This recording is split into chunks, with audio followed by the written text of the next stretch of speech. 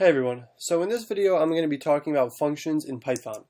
So to declare a function in Python, you use the def keyword and then you give your function a name. So we'll give our function a name of double, and then within the function you can pass in any parameter you want, so we'll pass in x. So now this function will be pretty simple. All it will do is multiply a number by itself. So we'll return x times x. So x is the parameter that's being passed in and it'll represent a number. And then we're simply returning the number multiplied by itself. The return keyword basically exits the function and then it spits out some value. So now we'll just print double of 6 and we should get 36, and we do. So you can have some conditionals within the functions and make them a little more complex. So you can have something like if, so we'll do if x is less than 0, return try again, and then else return x times x. So what this function does now is it'll return a number multiplied by itself only if it's greater than 0. Otherwise, it'll return try again.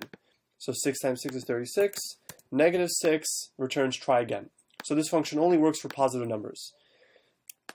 Another thing I want to mention is scoping. So if we declare a variable outside of the function, so let's just say we have r equals 1000, we have access to r within this function because this variable is within the global scope.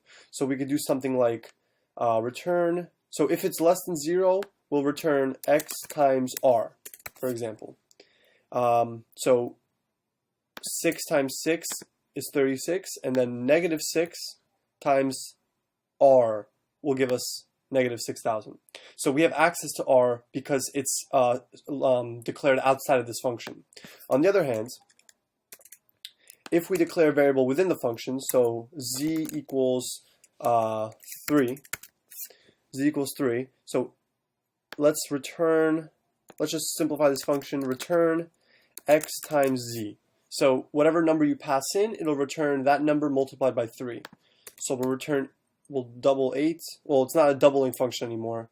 So let's call this function mult.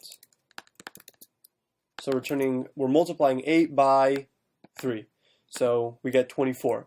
The problem now is that z was declared inside of this function, so we don't actually have access to it outside of the function. So if we call the function and then we try and print z, we'll actually get an error because z is locally scoped within the function. So you have to be careful when you're writing functions and using variables. Be careful where you declare your variables and how you're using them. Okay, so let's write a little more complex function now. So we'll take the double function and have it work on a list of numbers. So in Python, we'll declare a list with the following syntax. So you just use the brackets and then you declare your numbers like so. So let's just say we have the numbers 1, 2, 3, 4. We want our function to return another list with each number multiplied by itself. So it should return 1, 4, 9, and 16. So we want to write a function to do this. So let's try and do that here. So this should be the input, and then this will be the output. So we'll write a function called doubling, and it takes a list. We'll give it a variable li.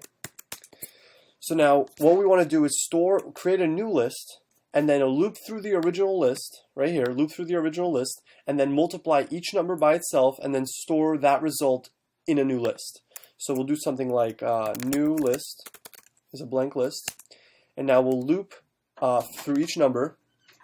So we use a for loop. So for I in range 0 to the length of the list, so li. So now we're going to loop through the list. So we'll do result equals list of I times list of I. So we're looping, so we're using a for loop here, and we're looping in the range 0 to the length of list. And then we take the element at the ith index in list, so it starts from 0 and it loops to 4, or loops to 3. So 0, 1, 2, 3, and then it multiplies that element by itself, and it stores it in result. So for the first element, we would get 1 times 1, which is just 1, and then we want to store that number in new list. So we use the append function, and we append results. And then at the end of this for loop, and at the end of this function, actually, we want to return this new list. So let's try this function out. Print doubling 1, 2, 3, 4. Whoops, we have an error somewhere. Let's check it out. List object. Oh, I misspelled append. Append. So now we get 1, 4, 9, 16, just as we wanted to get. So yeah, this was a basic function on how to create. This was a basic video on how to create a function to loop through an array and create a new array.